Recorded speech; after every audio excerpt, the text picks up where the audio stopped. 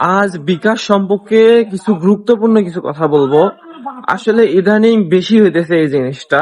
যেমন আমি বলি, আমাদের অফিসে অনেক ওয়ার্কার কাজ করে, আর আমাদের স্যালারি দেয় বিকাশে।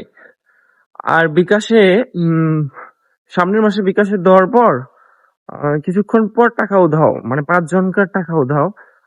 টাকা ঢুকছে ঠিক, কিন্তু টাকা নাই। আসলে এরকম কিছু অসাধু লোক বা কিছু চক্র তৈরি হয়েছে, যা কিনা এইভাবে প্রতারণা করে মানুষের কাছে টাকা নিচ্ছে। মানে, তাই আমি কিছু খুব গুরুত্বপূর্ণ কথা বলবো, আপনারা শোনেন, ভালো হবে।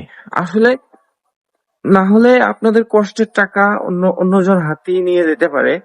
তাই আমি বলি, মানে যে যেখানে চাকরি করেন না কেন বা যে কিছু করেন না, কি একটা নিয়ম আছে। হ্যাঁ, একটা নিয়ম আছে, তাই না? আপনি বিকাশের গ্রাহক, বিকাশের যেটা নিয়ম আছে ওটা তো মেনে কাজ, মানে লেনদেন করতে হবে না? তা আমি বলি, সবকিছু নিয়ম আছে।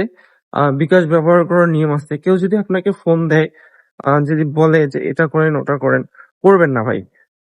যদি বলে ফোন দিয়ে যে ভুল করে আপনার ওখানে টাকা পাঠাইছি, আমার টাকাটা ফেরত দেন, এরকম মনে হলে আপনার অবশ্যই অবশ্যই মেসেজ দেখে কোনো কিছু করবেন না।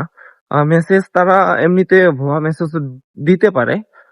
তাই আমি বলি, আহ, আপনারা ব্যালেন্স চেক দিবেন আগে। ডায়াল করে ব্যালেন্স চেক দিবেন আসলে ঠিক কিনা, যে আসলে টাকা আসছে কিনা। যদি আসে তার টাকা তাকে দিয়ে দিবেন, সমস্যা কি? তো আপনার টাকা না, অন্যের টাকা দিয়ে দিবেন।